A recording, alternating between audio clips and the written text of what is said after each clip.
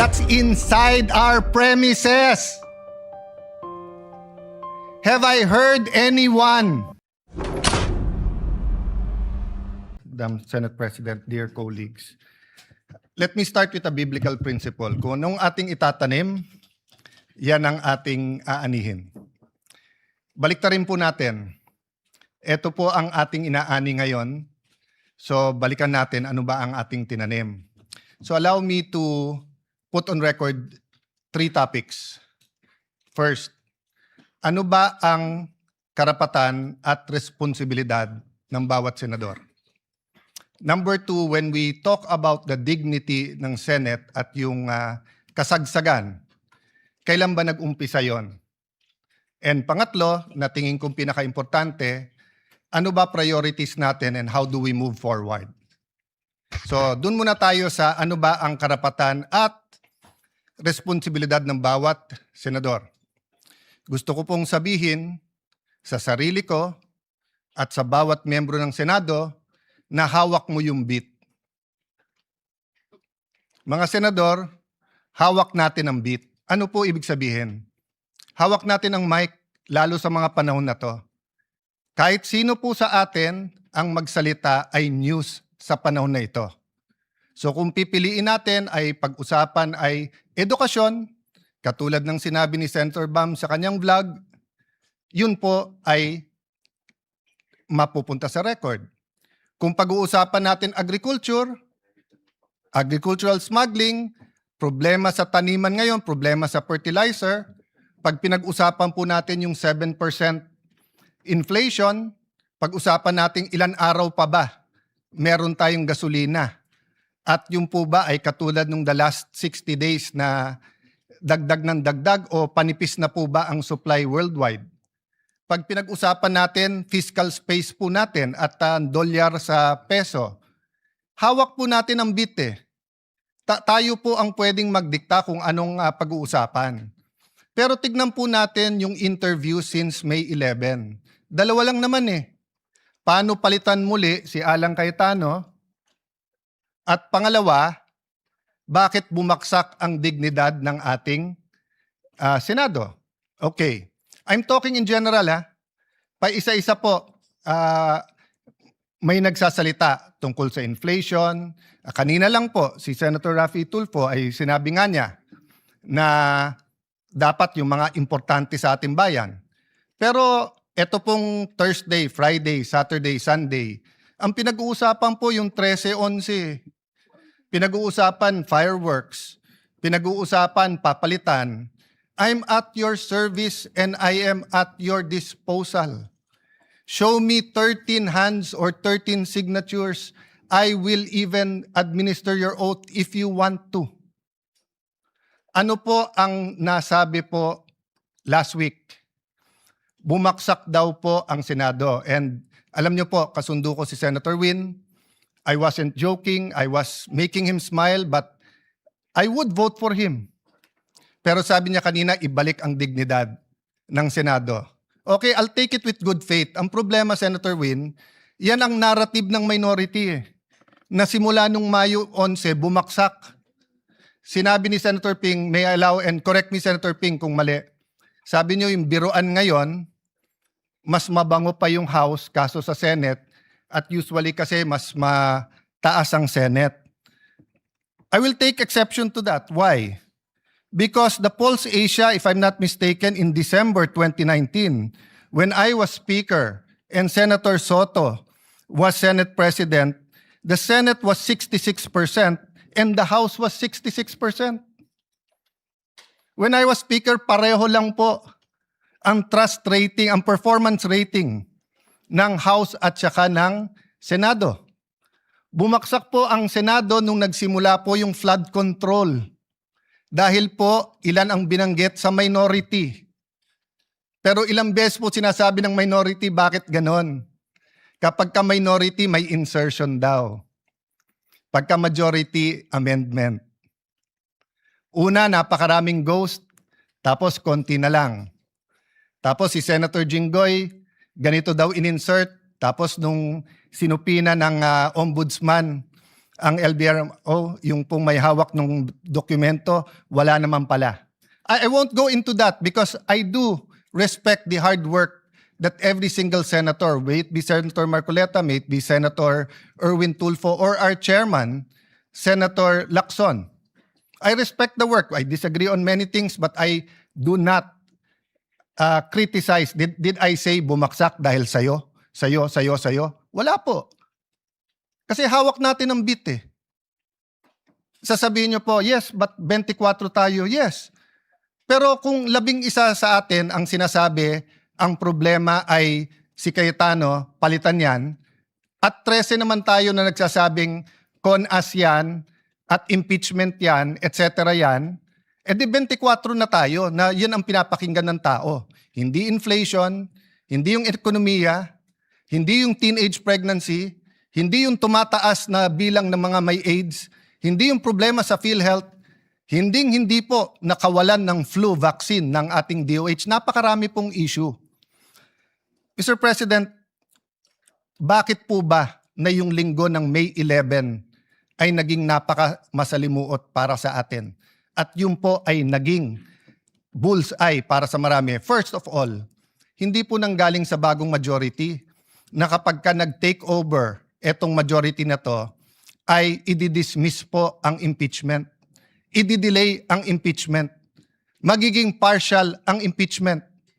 Kailan po niyo ako narinig na sinabi ko yung dating majority o minority ngayon, pagka kayo ang majority, siguradong ma-impeach, siguradong guilty si Vice President Sara? Wala po. Kasi nirerespeto ko politika niyo. Pero once na mag-oath kayo, naniniwala ko, impartial na kayo. Mahirap maniwala. Mahirap sa mga statements nyo tungkol sa Vice President. Mahirap maniwala na kayo'y magiging impartial.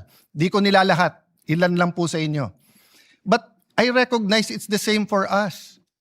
Nahihirapan kayo maniwala na yung ilan sa amin na malapit sa Vice President, ako personally, malapit ako sa dating Pangulo, hindi po ako malapit sa Vice President. Pero kung ako'y maniniwala na kayo'y pwedeng maging impartial, why can't you give us the benefit of the doubt that we can also be impartial? Even Senator Padilla, who's very close to the Vice President, na ang dami ng statement, sabi niya, kaya nga nagsasalita bago mag-oath kasi once na mag-oath, susundin niya yun. Ako po'y Kristiyano, siya po'y Muslim. Pero pareho kaming naniniwala, brother, di ba? Na once nag-oath ka, kasalanan sa Diyos ang wag sundin yung oath. So, Madam President, it's a two-way street. What's the difference? The difference is the minority keeps speaking outside the session hall na hindi natin basta't masagot. Senator Amy is speaking in the session hall na lahat sila ay pwedeng tumayo. Number 2, outside the session hall, walang out of order. Dito po meron. I'll go to that later kasi meron naman po tayong rules at may way forward tayo. But the first thing po, yung binansagan po ang majority na ang dahilan daw po ay yung impeachment. We've proven that wrong. In fact, I'll ask for another caucus tomorrow to finalize matters regarding the impeachment because on Thursday, may final meeting naman yung secretariat, yung magiging clerk of court, and we want to get your inputs. Secondly po, Senator Bato, he's a member of this establishment. He is entitled to go here and to vote. Bakit naging issue na pumunta dito para bumoto lang? The leadership of the Senate determines the direction of the Senate. The Senate is the last line of defense when it comes to democratic issues or issues that affect our democracy. That's been the history of the Senate, pre-martial law and after martial law. Kaya nga yun ang hinala, bakit inabolish ng martial law? Because the independence of the Senate is very important. Yun po ang ginamit sa akin ni Senator Coco and Senator Tito Soto, who I respect. During Duterte's time, sabi nila, we have to have an independent Senate. Wag si Alan kasi masyadong malapit. Well, I'm the first one now of 4 SPs since 2022 na hindi ko makiklaim na malapit sa presidente. Have any one of you given us the benefit of the doubt that we will have an independent Senate? Hindi ko na narinig yun eh. Panay sinong malapit sa Malacanang. O yan, walang gagawin niya kundi lalabanan ng Malacanang. Eto, ganyan. Yan ang usap-usapan. That's the not so secret. Why can't we bind together, minority, majority, and be an independent Senate? Not to confront the executive, to collaborate, but also as checks and balances. Last point po, before I go to a way forward. Ba't ba nag-umpisa to at ba't ba nangyari yung May 13? Can you show the video kung anong ginawa sa ating empleyado? Madam President, can I have permission? This is a very short video. It's of public record. I just like, and I want to honor Senator Migs kasi siya tumayo at sinabi yung ginawa kay Terence Lim ay hindi tama. But I didn't know na ganito pala ang problema. Wag na yung buong video ng buong pangyayari ng May 11. Yun lang pong ginawa kay Terence Lim.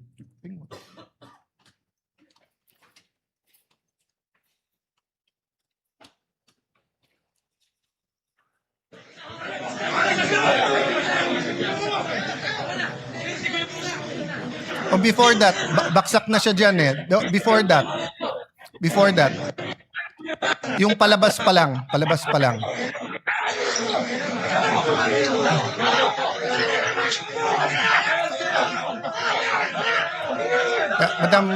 Madam Chair, may I ask, kahit na naghalo yung video, but yung palabas pa lang.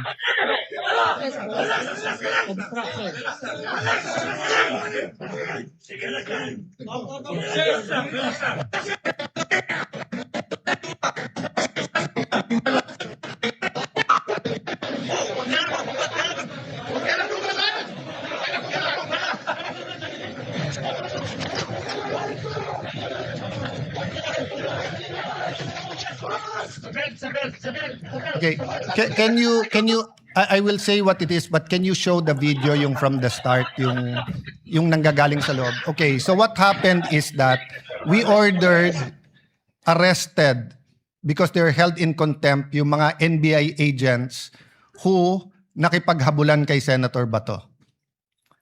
When they were leaving the building, nagtutulakan, kinuha ng mga taga-NBI at ginulpe si Terence Lim. Just to clarify so that everyone knows, Terence Lim is Senate Security. Is Senate Osaa, our employee. Yes. At yung isang taga-Osaa naman ay hinarangan at tinabayhan ng isang taga-NBI. Nung gulpi at dapa na siya, lalo pang ginulpe, ayaw siyang palapitan sa medical. At nung siya'y binuhat, dinadala siya at pinosasan at dadalin siya sa sasakyan ng NBI para dalhin sa NBI. Okay? That's inside our premises. Have I heard anyone say that the dignity of the Senate is at stake here because the NBI ay nanggulpe sa loob ng ating premises, ayaw sumunod sa order ng Senate President at tinatakot pa ang ibang Osaa at isasakay sa kotse at dadalhin sa NBI. Isa lang po sa minority ang narinig ko po. Si Mig Subiri, former Senate President. Did you ever hear me say anything about that? No. Because we're all waiting for the independent investigation. Do you have the video para kitang-kita? Okay. Guys, kanina ko pa sinasabi, excuse me, Madam President. We have the video. Can you show the whole video? Kahit yung Yes. Yung palabas pa lang, kahit na sabihin yung hindi kitang-kita siya doon. Mula sa simula, please, yung video. Yung palabas pa lang sila Terence doon sa harap. Who's in charge of the video? Oh. Yes, may we request while they're preparing it, Madam Chair, to show the video this is from what the start. will set the tone of why our Osaa was on high alert on Tuesday and Wednesday. And that is why they were wearing vests, and that is why they had to have weapons. Because the NBI was treating the Senate like a palengke. Oh, ayan, is that it?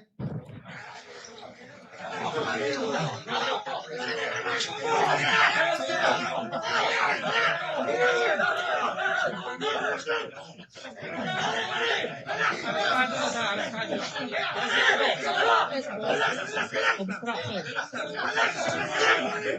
person in white on the ground is Terence Lim, OSA, And all or those Senate who are Security. holding them back are NBI. Yung NBI pa ang pumipigil. Ang pulis nakatingin lang. Yeah, continue the video.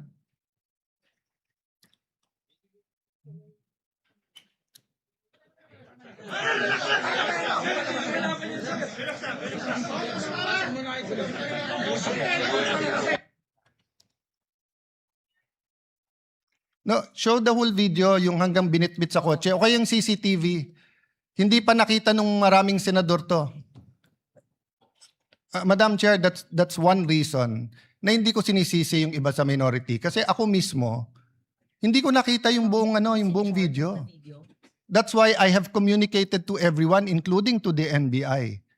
Mag-inhibit sila, tapusin natin ng buong buo yung investigasyon para makita natin kahit yung CCTV muna. But the point is, Madam Chair, paglabas pa lang dinukot siya, ginulpe, ayaw palapitan sa medical. Isipin niyo po sa loob ng sarili nating remember, Madam President, this is not a department.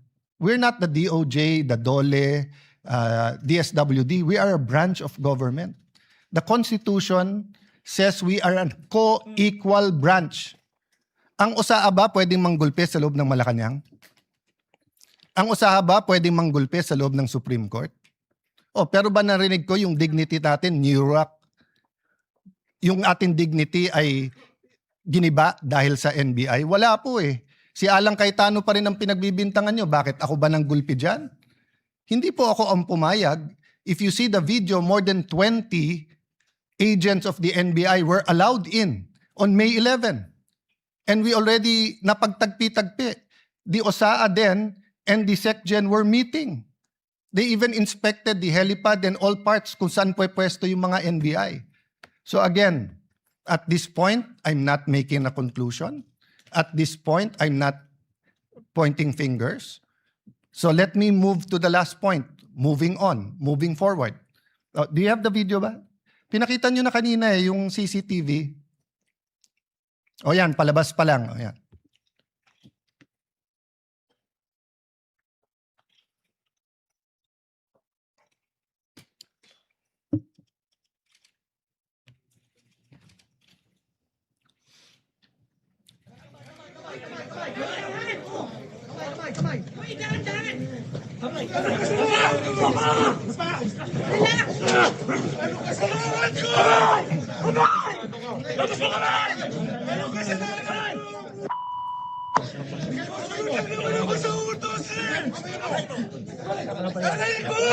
Ilabas mo kamay mo! Labas! Narinig ko! Narinig ko, hindi ako makahiya! Ilabas mo kasi kamay mo! Binubugbog si Terence Lim na OSA Senate employee. Binubugbog ng NBI sa loob ng Senate premises. At nung binugbog na, ayaw pandalin sa medical. Ayan, nakatayo na. Oh. Footage ng GMA yan. May footage din na. Dinadala sa kotse ng NBI. Pwede ba yung USAA na kunin ang taga-PSG at isakay ng sasakyan ng Senate at kunin sa Malacanang? Pwede ba yung USAA pumasok ng Supreme Court at kunin yung isang security ng Supreme Court at isakay?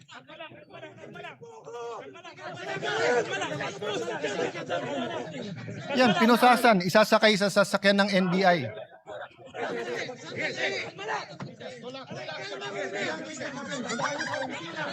Tingnan nyo sa kaliwa, yung mga taga-NBI, pinipigilan yung ibang USAA na tulungan si Terence.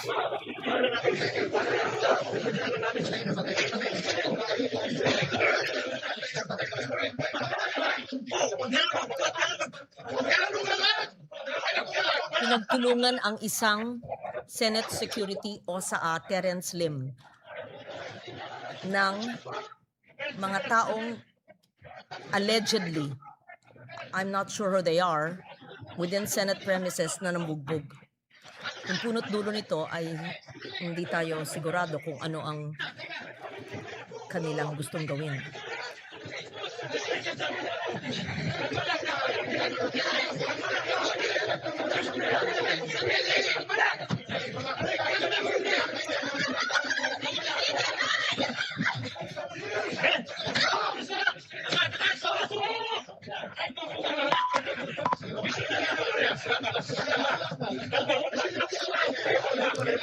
Madam President, I am 1,000% sure, 10 times over 100% sure that hindi to inauthorize ni Senate President Soto. In fact, when this happened, ako na ang Senate President. So I'm also 1,000% sure na hindi ko to inauthorize. And if you look at our rules and the Constitution, we have jurisdiction over our premises. So dun sa nagsasabing hindi inatake ang Senado, sige, nagpipigil na nga ako, hindi na nga ako nagsasalita eh. Pero nakita nyo nangyari yan. So ano yung context ng CONAS? I don't take it against Senator Soto, Senator Lacson, Senator Bam Aquino, Senator Kiko. They were not senators from 2022 to 2025. When Senator Mig Subiri and the rest of the group had to deal with the PI issue. Okay, that's in the past. So moving na. Okay.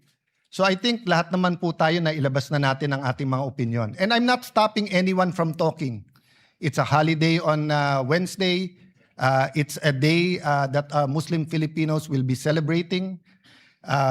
Dapat makiisa po tayo sa paniniwala ng bawat isa out of respect, not sa same paniniwala.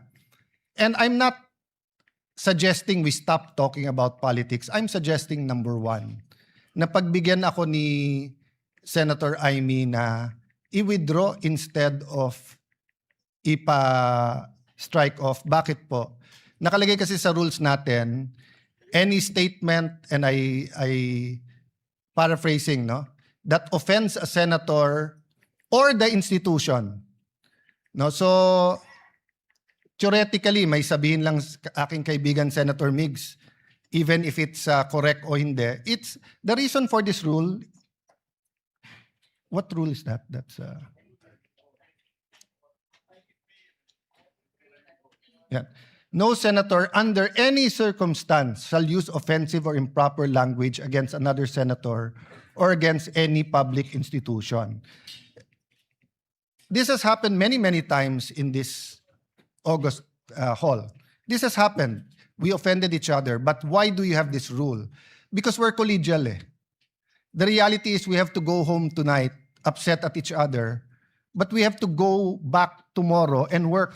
Yun yung spirit nung sinabi ni Senator Pia na nangamusta ba? Because siguro sa lahat sa atin, bukod sa hindi siya mapolitika, she genuinely treats everyone here as her friend. So when something traumatic happens, many of our kababayans don't know that while myself, Senator Mark were in my room, Senator Loren, Senator Camille, and Senator Pia, once the security find out na barilan na, rushed into my room, turned off the light, then pushed them into a smaller room, yung banyo. Diba? So, it's traumatic. You may criticize what she said, how she said it, etc. But akala ko ba all feelings are valid? Bakit pag na-trauma yung nasa majority ngayon, mali. Pero pag na-trauma yung minority, okay lang. Diba? I'm talking in general. Whether you talk about green, yellow, pink. So, labas na ako dyan. Hindi naman ako Senate President ng buong bansa in the sense that I'm not elected like the Vice President and the President. I'm Senate President, but I am the servant leader of the 24 senators, including Senator Bato. I'm here at your service. Kung papayagan ako ni Senator Amy, then I'll ask her to withdraw. Number two, kung papayagan ako ng minority, tomorrow, let's talk about the impeachment, but let's also talk about what are your priorities. What are our priorities? Let's use the last few session days. You want to talk about changing the Senate President? I won't take it against you. It's your right. Pero wag tayo dun sa yung integridad ng institusyon kasi syempre, didepensa kami. Diba? Dahil ang tingin namin, bumaksak na to dati pa. But we're not pointing fingers. Bakit bumaksak? We're just letting history judge it. Sabi po nung iba, fresh start. Bakit? Hindi ba fresh start pagdating ko? Hindi pa nga ako nagsa-start, inuupakan na ako eh. Ganun na ganun nangyari sa SEA Games. When I was Secretary of Foreign Affairs, not a threat, serving everyone, wala akong problema sa SEA Games. As soon as I ran for Congress at sinabing magsi-speaker, kaliwat kanan na yung banat sa akin. But we proved them wrong.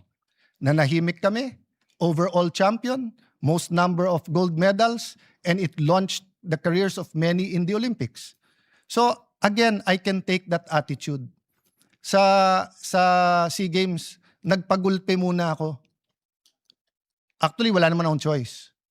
Pero hindi kami gumante. Bakit? Because in the end, the performance will decide or will dictate whether we were